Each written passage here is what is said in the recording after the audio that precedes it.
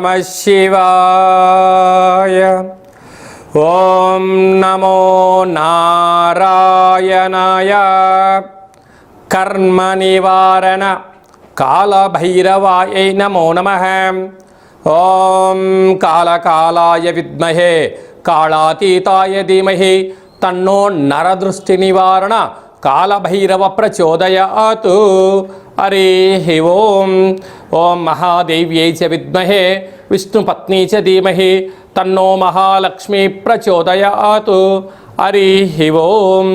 మా ఛానల్కి స్వాగతం. చూస్తున్న వీక్షకులకు ప్రేక్షకులకు ప్రియ కాళభైరవ భగవద్బంధులకి స్వాగతం పలుకుతూ మమ్మల్ని ఎంతగానో ఆదరిస్తూ ఉండబడినటువంటి ప్రియ సోదరీమణులకు అందరికీ కూడా వరలక్ష్మీదేవి అమ్మవారి యొక్క శుభాకాంక్షలు ఆశీస్సులు.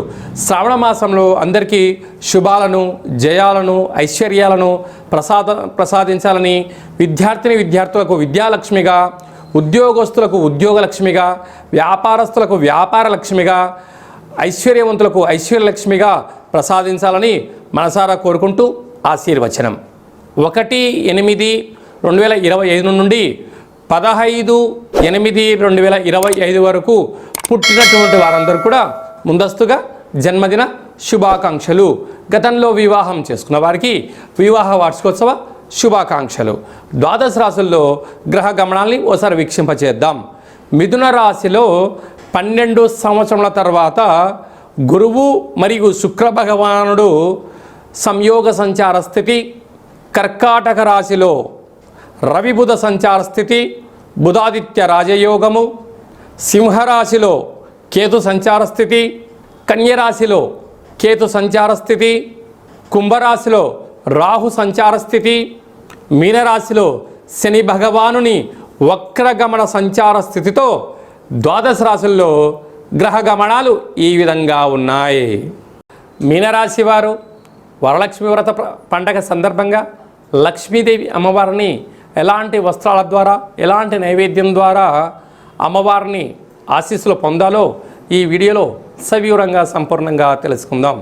మీనరాశిలో ఏ నక్షత్రాలు వస్తాయనగా పూర్వాభాద్ర నక్షత్రంలోని చివరి పాదం 4వ పాదము, ఉత్తరాభాద్ర నక్షత్రంలోని 4 పాదాలు, రేవతి నక్షత్రంలో 4 పాదాలు కలిపితే మీనరాశి. రాశాధిపతి దేవగురు బృహస్పతి. రాశిలోనే శని భగవానుడు సంచారం చేయడము, ఏళ్లనాటి శని వీరికి మధ్యమ సంచార స్థితి ఉండడము, అనేక రకాలైనటువంటి సమస్యలతో, అనారోగ్య ఇబ్బందులు, ఆటంకాలతో సతమతమవుతూ ఉంటారు. కానీ కష్టపడి పనిచేయడం మీనరాశి వారి సొంతం. ధనం వస్తే, ఐశ్వర్యం వస్తే మా అందరి యొక్క యూనిటీతో సక్సెస్ అయ్యావు అంటారు. మీరు ఫెయిల్యూర్ అయితే ఇది నీ ఒక్కడి వల్లే అయిందని చెప్పి మీ మీద నిందలు వేయడానికి అనేక మంది పొంచి ఉన్నారు. తస్మాత్ జాగ్రత్త. తొందరపడి ఏది ఎలాంటి నిర్ణయాలు తీసుకోవద్దు. అది ఏ కాకుండా 12 సంవత్సరాల తర్వాత శుక్ర భగవానుడు గురువుతో మిథున రాశిలో సంచారం చేయడం వలన విశేషంగా బ్యాంకులు లావాదేవీలు, ఓటీపీలు, అలాగే ఫేస్బుక్లో, వాట్సాప్లో నీకు నచ్చినది కదా, ఇది నిజం కదా అని చెప్పి ఎప్పుడైతే దానిని ఫార్వర్డ్ చేసావా భారీ మూల్యం చెల్లించక తప్పదు మిత్రమా అని చెప్పి జ్యోతిర్విజ్ఞానం తెలియచేస్తుంది. ధనపరమైన ఇబ్బందులు, అనేక రకాలైనటువంటి బంగారు ఆభరణాలు, ఓటీపీలు పక్కవారు చెరవేసుకొని మీ యొక్క ధనాన్ని దొంగలించబడే పరిస్థితి చాలా అధికంగా ఉంటుంది. తస్మాత్ జాగ్రత్త. సంతాన స్థానంలో ఏడాది తర్వాత ఆత్మకారకుడు రవి, బుద్ధికారకుడు బుధుడు సంచారం చేయడం వలన నూతనంగా వివాహమైనటువంటి దంపతులకు పుత్రిక సంతాన యోగము, పిల్లల యొక్క చదువులు, పిల్లల యొక్క అభివృద్ధి, పిల్లలు ఉన్నతంగా ఎదగాలని చెప్పి తల్లిదండ్రులు ఆహారనిశలు కష్టపడుతూ ఉంటారు. అదే భావన పిల్లలు కూడా అర్థం చేసుకోగలిగినట్లయితే కుటుంబమే కదా స్వర్గసీమ అనే పరిస్థితి ఉంటుంది. లేకపోతే ఎవరికి వారే యమునా తీరయ్యే పరిస్థితి ఉంటుంది. అదే కాకుండా 6వ స్థానంలో కేతు సంచార స్థితి ఉండడం వలన చిన్న చిన్న విషయాలకు ఆందోళన తగదు. ఏదైనా ఒక పని చేసేటప్పుడు ముందు, ఇప్పుడు, తర్వాత అని ఆలోచించగలిగితే చాలా మంచి కాలం ఉందని చెప్పి గమనించగలగాలి. 7వ స్థానంలో కుజుడు సంచారం చేయడం వలన కుజదోష ప్రభావం కారణం వలన నీటితో కానీ, నిప్పుతో కానీ, పంచభూతాలతో కానీ దయచేసి చెలగాట ఆడవద్దు. ప్రేమికులు చాలా జాగ్రత్తగా ఉండాలి. భార్యాభర్తల మధ్య అన్యూన్యత చాలా అవసరం. కుటుంబంతో వీలైనంత వరకు దాపరికలమైనటువంటి వ్యవహార కార్యకలాపాలకు ఇది సరైన సమయం కాదు అని చెప్పి గమనించాలి. రహస్య చర్చలకు, రహస్య మంతనాలకు ఇది సరైన సమయం కాదు.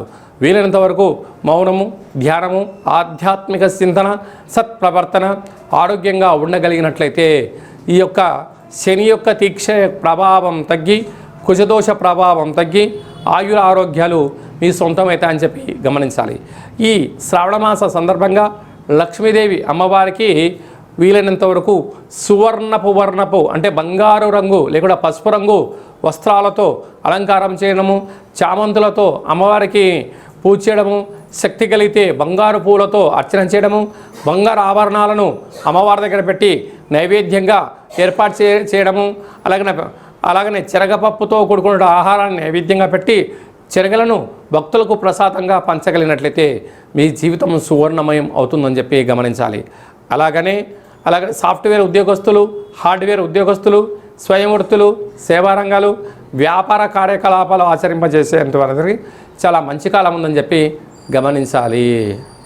ఇంకనూ మనము శ్రావణ మాసంలో విజయాన్ని సాధించగలగాలి అన్నట్లయితే మనకు శ్రావణ మాసంలో శుక్రవారం రోజున ఉతికిన వస్త్రాలు ధన్ప చేయడం, ఇంట్లో మనము లక్ష్మీదేవి అమ్మవారికి పూజ చేయడం, సంపూర్ణమైన ఐశ్వర్య జీవనాన్ని పొందడం, మనకు ఏది కలిగితే అది శక్త్యానుసారంగా వాయనాన్ని తాంబూలం ఇవ్వడం, స్త్రీమాతకు ఒక మంచి విస్తర వేసి భోజనాన్ని ఏర్పాటు చేయడం, పసిపిల్లలకు చిన్న చాక్లెట్ల లాంటివి ఏర్పాటు చేయగలిగినట్లయితే జాతకంలో ఉండబడినటువంటి గ్రహదోషం తొలగి ఐశ్వర్యం కలుగుతుందని చెప్పి కూడా మీరు గమనించగలగాలి.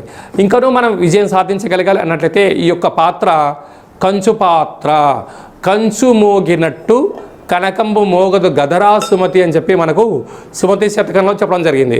ఇందులో 12 రాసులు అచ్చు వేయడం జరుగుతుంది. ఈ పాత్రను ఇలా ఎడమ చేతులతో పట్టుకొని ఇలా ఒక్కసారి శబ్దం చేస్తే ఈరోజు ఓంకార శబ్దం రావడం ప్రారంభిస్తుంది.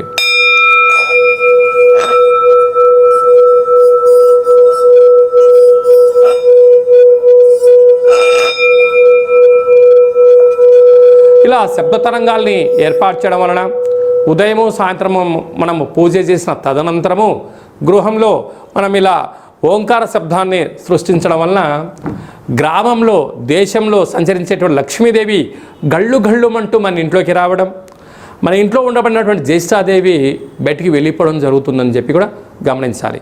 ఈ అక్షయ పాత్రతో పాటు మీకు కాళభైరవ స్వామి యొక్క పూజా కార్యక్రమం 27 రకాల వస్తువులతో దిష్టి తీయించడం కూడా జరుగుతుంది. కనుక మనమందరము కూడా ఈ శ్రావణ మాసంలో కాళభైరవ స్వామికి అక్షయ పాత్రను ఇంట్లో ఉంచుకుందాం, ఐశ్వర్యానికి, ఆనందానికి స్వాగతం పలుకుతామని చెప్పి గమనించాలి. మీ వ్యక్తిగత జాతకం తెలుసుకోవాలనుకుంటున్నారా? మీ పేరు, పుట్టినటువంటి తేదీ, నెల, సంవత్సరం, పుట్టిన సమయం రాసి మీరు వాట్సాప్లో పంపించగలిగినట్లయితే 100 సంవత్సరముల జాతకాన్ని సంపూర్ణంగా సవివరంగా వ్రాసి మీకు పంపించి మీరు పుట్టినప్పుడు గ్రహ గమనాలు ఎలా ఉన్నాయి, ప్రస్తుతం ఎలా ఉంటున్నాయి, రాబోయే కాలంలో ఎలా ఉండబోతున్నాయో వివరిస్తూ మీరు విజయం సాధించేంత వరకు మన యొక్క కాళభైరవ ఆశ్రమం దగ్గర నుంచి అన్ని విధాలా మీకు తోడు నీడగా ఉంటామని చెప్పి గమనించగలగాలి. అదే కాకుండా కూడా చాలామందికి పుట్టినటువంటి కాల సమయంలో డేటా బర్తులు లేనటువంటి వారికి మీ పేరు యొక్క మొదటి అక్షరాన్ని అనుసరిస్తూ, రాశిని అనుసరిస్తూ, గవళ ద్వారా అనగా రమణ శాస్త్రం ద్వారా భూత, భవిష్యత్, వర్తమానాన్ని తెలియజేయడం జరుగుతుంది. కనుక జాతకాన్ని తెలుసుకుందాం, జీవితంలో ఉండబడిన అడ్డంకులను తొలగించుకుందాం, ఐశ్వర్యాన్ని, ఆనందాన్ని పొందుదామని చెప్పి గమనించాలి. కనుక ఆసక్తి గలవారు అపాయింట్మెంట్ తీసుకొని సంప్రదించగలరు. అందరికీ ఈ శ్రావణ మాసంలో శుభం, జయం, లాభం జరగాలని కోరుకుంటూ ఆశీర్వచనం. ఓం శతమానం భవతి శతాయు పురుష సతేంద్రియ ఆయుష్యేవేంద్రియే ప్రతిష్టతి ధనం ధాన్యం బహుపుత్రలాభం శత సంవత్సరం దీర్ఘమాయు సర్వే జనా సుఖినో భవంతు లోకా సమస్తా సుఖినో భవంతు సర్వం మహాలక్ష్మీదేవతార్పణమస్తు. హరి ఓం. ఈ వీడియో మీకు నచ్చినట్టయితే లైక్ చేయండి, షేర్ చేయండి. అందరికన్నా మీ వ్యక్తిగత జాతకాన్ని ముందుగా మీరు తెలుసుకోవాలి అనుకుంటున్నట్లయితే మా ఛానల్ని సబ్స్క్రైబ్ చేసుకోండి, గంట సింబల్ ప్రెస్ చేయండి, అలానే బటన్ కూడా తెలియచేయండి. హిందూ ధర్మాన్ని కాపాడండి.